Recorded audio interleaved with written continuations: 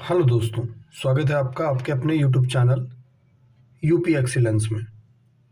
उत्तर प्रदेश माध्यमिक शिक्षा बोर्ड के कक्षा 10वीं के एसएसटी के एमसीक्यू के प्रैक्टिस सेट नंबर 1 पर हम आपका स्वागत करते हैं।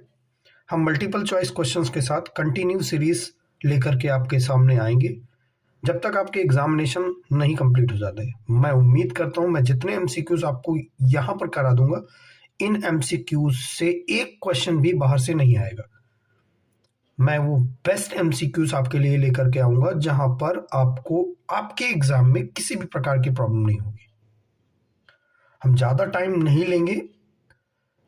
आई नो दैट कि चैनल थोड़ा सा नया है, बट कंटेंट में किसी भी प्रकार की आपको कमी देखने को नहीं मिलेगी। और मेरे अकॉर्डिंग अगर आप चले, मैं एसएसटी में तो आई एम डैम श्योर कि आपका 90 प्लस स्कोर कंफर्म्ड है अगर आपने मेरे बताए हुए इंपॉर्टेंट क्वेश्चन या एमसीक्यूज को ट्राई कर लिया। चलिए ज्यादा बात नहीं करते हैं, आगे चलते हैं। स्टार्ट करते हैं पहले क्वेश्चन से एमसीक्यू पे। Now we talk about the first MCQ which is when did Mahatma Gandhi come back to India. Mahatma Gandhi Bharat वापस कब आए थे? फेब 1915, जनवरी 1915, मार्च 1915 और अप्रैल 1915। बच्चों को इस बात का बिल्कुल कंफर्मेशन है कि महात्मा गांधी 1915 में आए थे वापस, लेकिन लास्ट ईयर जो उन्होंने क्वेश्चन दिया है उसमें ये कंफर्म कर दिया है कि आप हमें मंथ बताइए कि किस मंथ में आए थे। मैं आपको यहां पर बता देना चाहता हूं कि वो मंथ था जनवरी का, यानी ऑप्शन नंबर बी जो है वो आपका करेक्ट हो जाएगा। Option number B correct answer है। जनवरी 1915 में महात्मा गांधी भारत वापस आए थे। आई होप आपको क्लियर हो गया होगा। चलिए चलते हैं अगले क्वेश्चन में। Question number 2, what was the first and main cause of the suspension of non cooperation movement. कौन सा एक ऐसा कारण बन गया जिसकी वजह से, और कारण भी कैसा, मेन कारण पूछ रहा है। आप देखिए, मेन कौन सा एक ऐसा कारण बन गया जिसकी वजह से महात्मा गांधी को अपना नॉन कॉपरेशन कॉल ऑफ करना पड़ा। हमारे पास ऑप्शन है Jallianwala Bagh incident, Rowlatt act, खिलाफत मूवमेंट और चौरी चौरा इंसिडेंट। मैं आपको बताऊं, उत्तर प्रदेश में एक जगह है जिसका नाम है गोरखपुर। वहां पर चौरी चौरा नामक स्थान पर पुलिस वालों को पुलिस चौकी के अंदर जला करके मार दिया गया था। जिस तरह की एक्टिविटी वहां पर हुई उसको देखते हुए, उसको मद्देनजर रखते हुए महात्मा गांधी ने अपना चौरी चौरा इंसिडेंट जो था उसे कॉल ऑफ कर लिया था, और यही मेन रीजन था नॉन कॉपरेशन को कॉल ऑफ करने का।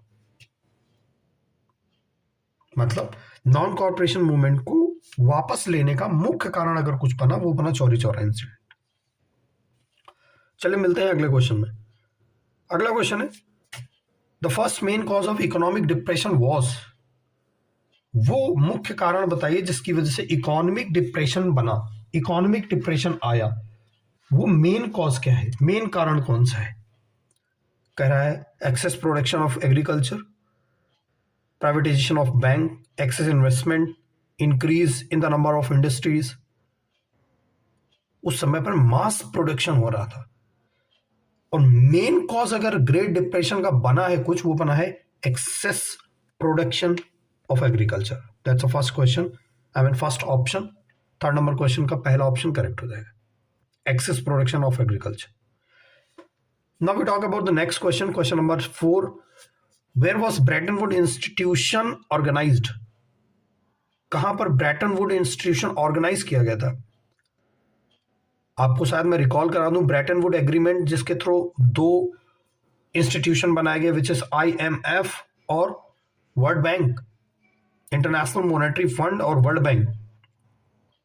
वो कह रहे हैं ये ऑर्गेनाइज कहां पर हुआ? Africa, Europe, Asia, America. आपका option number D America correct हो जाएगा। नेक्स्ट क्वेश्चन, क्वेश्चन नंबर 5 पर बात कर लेते हैं। कह रहा है in which country state of India did printing press start first of all in 16th century. 16वीं शताब्दी में प्रिंटिंग प्रेस स्टार्ट हुई कब और कहां पर? भारत में पूछ रहा है, लेकिन वो आपको ऑप्शन दे रहा, गोवा, केरला, तमिलनाडु और उत्तर प्रदेश। हमारे अकॉर्डिंग इसका ऑप्शन करेक्ट हो जाएगा Goa. that the place where printing press start first of all in 16th century. Bharat में 16वीं शताब्दी में पहला प्लेस बना गोवा, राज्य बना गोवा, जहां पर प्रिंटिंग प्रेस शुरू की गई. और next question is question number 6. Sorry,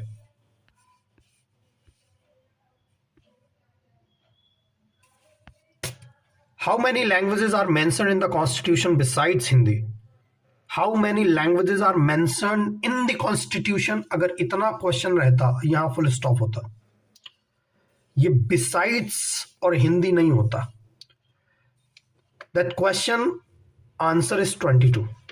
How many languages are mentioned in constitution? संविधान में कितनी भाषाएं मेंशन है? क्वेश्चन का आंसर हो गया 22. बट उसने बोल दिया है बिसाइड्स हिंदी, तो ये सब गलत हो जाएगा. अब वो कह रहा है हिंदी को छोड़ दीजिए. उन 22 लैंग्वेजेस में हिंदी इंक्लूडेड है. अगर हम हिंदी हटा दें, अगर हम हिंदी भाषा को हटा देते हैं तो हमारे पास 22 भाषा में एक भाषा हटा दिया तो 21 भाषाएं बची. So that option is 21. 21 भाषाएं करेक्ट हो जाएगा. क्वेश्चन नंबर 6 का ऑप्शन नंबर सी करेक्ट हो जाएगा. Now we talk about the 7th number question. Where is not federal government in the following countries? वो कह रहा है इन जो देश दिए हुए हैं, ये जितने सारे देश यहां पर दिए हुए हैं, इन देशों में कौन सी ऐसी कंट्री है जिसमें फेडरल गवर्नमेंट नहीं है, संघात्मक व्यवस्था या संघीय सरकार नहीं है, जहां पर पावर शेयरिंग का कॉन्सेप्ट नहीं है, जहां पर स्टेट गवर्नमेंट, सेंट्रल गवर्नमेंट और लोकल गवर्नमेंट का कॉन्सेप्ट नहीं है? मैं आपको एक बात बता दूं, भारत में ये सारी चीजें हैं. आपका पहला ऑप्शन होता है भारत, इंडिया, तो वो गलत हो जाएगा क्योंकि वो कह रहा है नॉट अ फेडरल कंट्री. दूसरा ऑप्शन कह रहा है श्रीलंका. अगर हम उसे थोड़ी देर के लिए होल्ड कर दें तो बेल्जियम की बात कर लें. आपने देखा कि आपका जो चैप्टर नंबर 1 है, पॉलिटी का जो चैप्टर नंबर 1 है, पावर शेयरिंग, और पावर शेयरिंग में 2 कॉन्सेप्ट आपको पढ़ाए गए हैं. पहला कॉन्सेप्ट आपको जो पढ़ाया गया है वो पढ़ाया गया है बेल्जियम का कॉन्सेप्ट, और दूसरा कॉन्सेप्ट आपको जो पढ़ाया गया है वो श्रीलंका का कॉन्सेप्ट पढ़ाया गया है.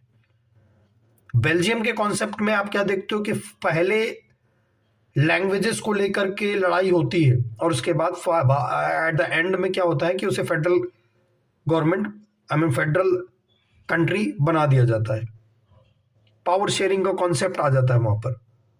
यूएसए में भी सिमिलर है, but Sri Lanka is a unitary form of system. यहां पर यूनिटरी फॉर्म ऑफ सिस्टम है, इसलिए आप हमसे यहां पर पूछ रहा था नॉट, सो हम इसका ऑप्शन नंबर बी करेक्ट मान लेंगे. श्रीलंका इसका करेक्ट आंसर हो जाएगा.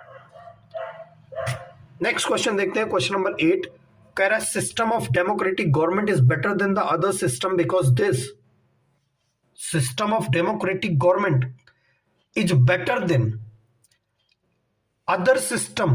वो कह रहा है अन्य जो तंत्र है, अन्य जो व्यवस्था है, उस व्यवस्था से लोकतांत्रिक सरकार की व्यवस्था ज्यादा बेटर है. क्या रीजन हो सकता है? पहला कह रहा है इज ट्रांसपेरेंट, पारदर्शिता है. Increase the glory of man, A and B both, none of the above. आप एक बात देखिए कि जहां पर डेमोक्रेटिक गवर्नमेंट है, जहां लोकतांत्रिक सरकार है, वहां ट्रांसपेरेंसी तो है, लेकिन हर व्यक्ति की ग्लोरी मैटर करती है, हर व्यक्ति का सम्मान है. इसलिए हमारे लिए दोनों ऑप्शन करेक्ट हो जाएंगे. इसलिए हम ऑप्शन नंबर सी को टिक करेंगे, A and B both. Now we talk about the next question, question number 9. How many national political parties are there in India? याद रखिएगा, जब भी एग्जामिनेशन में ये क्वेश्चन आता है तो आपसे अगर पॉलिटिकल पार्टीज पूछता है तो पॉलिटिकल पार्टीज तो बहुत सारी, बट अगर वो आपको बाउंड कर देता है कि नेशनल पॉलिटिकल पार्टी, तो ऑप्शन नंबर दिया है 4, 5, 6 और 7. मैं आपको बता दूं नेशनल पॉलिटिकल पार्टी है हमारे यहां 6. Now the next question is question number 10. To whom is communalism harmful? Communalism किसके लिए हार्मफुल है, किस तरह से हार्मफुल है? माइनॉरिटीज में, मेजॉरिटीज में, बोथ माइनॉरिटी और majority, none of the above. मैं आपको बता दूं कि इसका आंसर जो है ऑप्शन नंबर 10 का वो बोथ हो जाएगा, both minority and majority. Next question, question number 11। Question number 11 क्या कहता है? कहता है in which cities the first international earth summit in June 1992 was held. 1992 में जून में पृथ्वी सम्मेलन जो हुआ वो कहां पर हुआ, किस शहर में हुआ? मैं पृथ्वी सम्मेलन के बारे में आपको बता दूं कि ये ब्राजील में हुआ था। ब्राजील में रियो डी जेनेरियो में हुआ था ये। इसलिए पहला ऑप्शन मॉस्को रशिया गलत हो जाएगा, दूसरा न्यूयॉर्क यूएसए भी गलत हो जाएगा, तीसरा पेरिस एंड फ्रांस ये भी गलत हो जाएगा, क्योंकि जैसा कि मैंने आपको बताया कि ब्राजील रियो डी जेनेरियो, इसलिए ऑप्शन नंबर डी करेक्ट हो जाएगा आपका। इसका option number D correct answer है।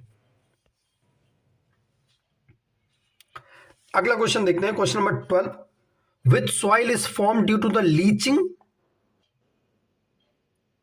Bye heavy rainfall. कौन सी एक ऐसी मिट्टी है जो हैवी रेनफॉल से फॉर्म होती है? हैवी रेनफॉल से फॉर्म होती है। Red and yellow soil, black soil, desert soil, ये तीनों ही ऑप्शन गलत है। इसका option number D laterite soil correct हो जाएगा, लेटराइट सॉइल। अगला question, question number 13। In which year project tiger was started. कह रहा है किस साल में प्रोजेक्ट टाइगर स्टार्ट हुआ था? 1970, 1971, 1973, 1972। It's 1970, 1971, 1973, it's 1972। बहुत से बच्चे इसमें कंफ्यूज हो जाते हैं, 1972 मार के आते हैं इसका आंसर। मैं आपको यहां पर बता दूं इसका ऑप्शन करेक्ट हो जाता है 1973, ये याद रखिएगा और इंपॉर्टेंट है आपके लिए। Now we talk about the next question. Next question is which of the following state, एक second, which of the following state is not associated with the Sardar Sarovar project. Sardar Sarovar project को लेकर के पहला ऑप्शन है महाराष्ट्र, दूसरा ऑप्शन है मध्य प्रदेश, तीसरा option है उत्तर प्रदेश और चौथा ऑप्शन है गुजरात। वो कह रहा है कौन सा एक ऐसा राज्य है जो सरदार सरोवर प्रोजेक्ट को एसोसिएट नहीं करता। महाराष्ट्र, मध्य प्रदेश और गुजरात पर चले जाएंगे, बट उत्तर प्रदेश ऑप्शन नहीं होगा इसका, आई मीन नहीं करेगा, इसलिए ऑप्शन नंबर सी उत्तर प्रदेश इसका करेक्ट आंसर हो जाएगा। अगला question, from which of the following is golden quadrilateral is associated with. कह रहा है गोल्डन क्वाड्रिलेटरल एसोसिएट करता है क्या? गोल्ड इंडस्ट्रीज को। It's wrong.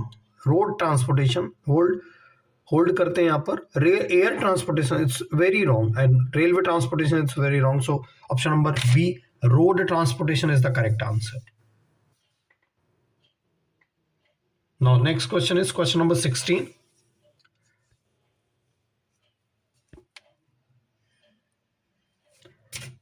In which year 1000 currency notes was announced as invalid in India?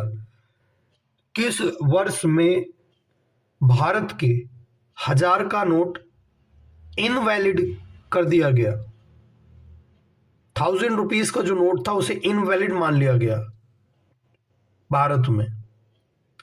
Option है 2025, running है, अभी तो कुछ हुआ नहीं ऐसा। 2016, 2017 और 2018। That option is correct, 2016. 16 is the correct answer. यानी ऑप्शन नंबर बी इसका करेक्ट हो जाएगा। अगला क्वेश्चन देखते हैं। याद रखिएगा पेपर में भी आपके लिए क्वेश्चन ह्यूमन डेवलपमेंट इंडेक्स क्या है ये इंपॉर्टेंट है उत्तर प्रदेश माध्यमिक शिक्षा बोर्ड में। ब्रेटन वुड कॉन्फ्रेंस क्या है वो इंपॉर्टेंट है। एमजी नरेगा क्या है वो इंपॉर्टेंट है। इकोनॉमिक के सेक्टर क्या है वो इंपॉर्टेंट है, primary secondary and tertiary sectors वाला। Unification of Italy and unification of Germany, ये वेरी इंपॉर्टेंट। ऐसे क्वेश्चंस को छोड़िएगा नहीं, पढ़ के जाइएगा। क्वेश्चन नंबर 17 पर बात करते हैं। Human development index report is publish by which of the following body. किस एक बॉडी के थ्रू, कौन सी ऐसी बॉडी है जिसके थ्रू ह्यूमन डेवलपमेंट इंडेक्स की रिपोर्ट पब्लिश की जाती है? यूएनओ के द्वारा, यूनेस्को के द्वारा, यूएनडीपी के द्वारा या ईयू के द्वारा? आपको मैं यहां पर बता दूं कि जो ह्यूमन डेवलपमेंट इंडेक्स है वो यूएनडीपी के द्वारा पब्लिश की जाती है, यूएनडीपी के द्वारा। अगला question, question number 18, in which year national rural employment guarantee act comes into force? किस वर्ष में national rural employment guarantee act आया? मैं अभी जिसकी एमजी नरेगा की बात कर रहा था वो यही है, MG NREGA, that's comes to 2005। ये 2005 में आया था, Mahatma Gandhi national rural employment guarantee act. इसका ऑप्शन नंबर सी इसका ऑप्शन नंबर सी 2005 करेक्ट। एक सेकंड, इसका ऑप्शन नंबर सी जो है 2005 करेक्ट हो जाएगा। चलिए अगले क्वेश्चन पर बात करते हैं, question number 19, an item which is produced mainly by natural processes activity of which sector? देखिए मैंने जिस सेक्टर की बताया, इकोनॉमिक के सेक्टर, इकोनॉमिक के 3 सेक्टर हैं, प्राइमरी, सेकेंडरी और टर्सरी। प्राइमरी सेक्टर यानी जो एग्रीकल्चरल है, जो नेचुरल प्रोडक्ट पर बेस्ड है, वो प्राइमरी सेक्टर में आएगा। नेचुरल रॉ मटेरियल को, नेचुरल प्रोडक्ट को या एग्रीकल्चरल प्रोडक्ट को मिल में, इंडस्ट्री में, फैक्ट्री में किसी अलग प्रोडक्ट में मैन्युफैक्चर कर देना, ये सेकेंडरी सेक्टर का पार्ट है। और उस मैन्युफैक्चर्ड प्रोडक्ट को सेल करना, ट्रांसपोर्टेशन के माध्यम से एक जगह से दूसरी जगह पहुंचा देना, सर्विसेज पे करना, वो टर्सरी सेक्टर का पार्ट है।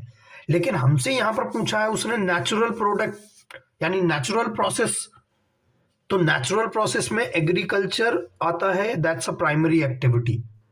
ऑप्शन नंबर ए करेक्ट हो जाएगा क्वेश्चन नंबर 19 का। Next question, next and last question, 20 MCQ की श्रृंखला यहां पर खत्म हो जाएगी। मैं आपसे आशा चाहता हूं कि आप ज्यादा से ज्यादा इसको अपने फ्रेंड्स के साथ शेयर करेंगे और अपने रिस्पॉन्स यहां पर देंगे। कंटिन्यू एक के बाद एक सीरीज आएगी, ये सीरीज एमसीक्यू सीरीज का पहला दिन है। ऐसे ही कंटिन्यू आपको एमसीक्यू मिलते रहेंगे। हम लास्ट क्वेश्चन पर डिस्कशन करते हैं। कह रहा है लिबरलाइजेशन लिबरलाइजेशन क्या है? The government liberal outlook to the people, the process of removal of barrier and restrictions by the government. मेरे को ज्यादा बेटर ऑप्शन यही लग रहा है। जेनरोसिटी इज इंटरनेशनल रिलेशन और लीडिंग। सारे ऑप्शंस को अगर हम देखें, the process of removal of barrier, liberalization के कॉन्सेप्ट में ही आता है बैरियर रिमूव करिए, रिस्ट्रिक्शंस हटाइए। सो ऑप्शन नंबर बी मेरे अकॉर्डिंग करेक्ट हो जाएगा। इसका option number B correct answer है भाई, the process of removal of barrier restrictions by the government. आपके 20 एमसीक्यू हो गए हैं, आपके पूरे एमसीक्यू करा दिए गए हैं। यहां पर एक बार